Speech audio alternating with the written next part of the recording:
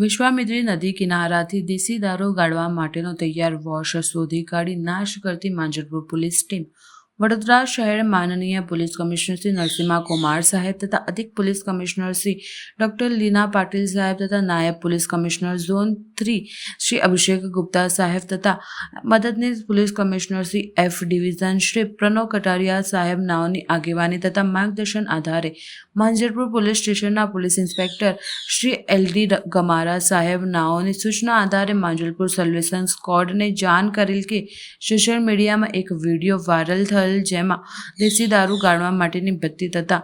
દેશી દારૂ ગાળવા માટેનો તૈયાર વોશ પ્લાસ્ટિકના ટીપ ભરેલ વિડીયો વાયરલ થયેલ છે. જે વિડીયો આધારે પોલીસ સ્ટાફના માણસોએ જગ્યા પર જઈ રેડ કરી વિશ્વામિત્રી નદી કિનારે દેશી દારૂ ગાળવા માટેનો તૈયાર વોશ પ્લાસ્ટિકના પીપ કુલ નંગ 8 મળી આવેલ. તે તમામ પીપળા ખોલી